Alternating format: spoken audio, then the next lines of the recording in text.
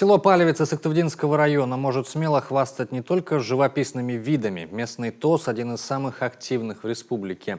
В селе с населением 1300 человек, несколько новых детских площадок и тренировочных комплексов. Но воплощение главной цели еще впереди. О ней расскажет Анна Зубрева. Новые детские тренажерные комплексы, обустроенные дороги и площадка для сбора ТКО, светодиодные лампы вместо устаревших светильников – все это появилось в селе Палевица Сыктывдинского района благодаря территориальному общественному самоуправлению и выигранным грантам. ТОС активно пользуется в том числе и народным бюджетом. Летом 2020-го в местном ДК по программе заменили окна и двери, а в школе установили стеклопакеты. Последний из реализованных проектов – реставрация обелиска павшим воинам. Здесь положили тротуарную плитку и провели уличное освещение. И ничего бы этого не было, если бы в 2014 году люди не проявили активную гражданскую позицию. Инициативная группа девочек, молодых мамочек, 5 человек, они организовались, пришли к нам в администрацию и сказали, что хотят улучшать свое село.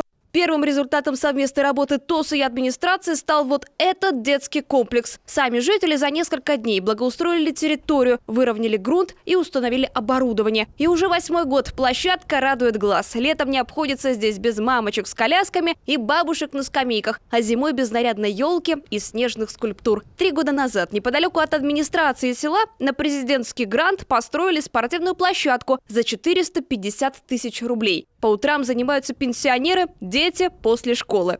Очень нравится людям, и они даже подходят и предлагают свои идеи.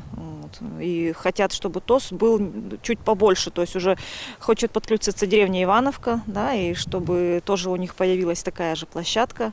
В этом году ТОС собирается реконструировать спортивный стадион в рамках проекта «Народный бюджет». В планах общественников развитие парка и воплощение экологического проекта – это главная мечта. На территории поселения располагается заказник «Белый». Местные жители считают, было бы неплохо очистить его от мусора и поставить арт-объекты для привлечения туристов. Сегодня сомневаться уже не приходится. ТОСы играют важнейшую роль в развитии наших территорий.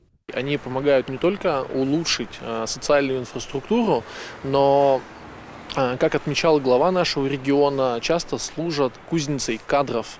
Очень много председателей ТОС, активистов ТОС проявляют свои организаторские способности и становятся сотрудниками муниципальных администраций, главами сельских поселений. И у нас есть даже случаи, когда председатель ТОС стала главой Совета депутатов. Это уникальный случай даже на уровне России. Недавно Владимир Уйба поддержал идею проектного центра инициативного бюджетирования республики. Рекомендовать депутатам всех уровней инициировать создание ТОСов и курировать их. Ассоциация Совета муниципальных образований и Ассоциация ТОС разработали курс просветительских мероприятий. Встретились на прошлой неделе с воркутинскими депутатами. На очереди остальные города Коми. Анна Зубрева, Олег Юшков, телеканал Юрган, Сыктывдинский район.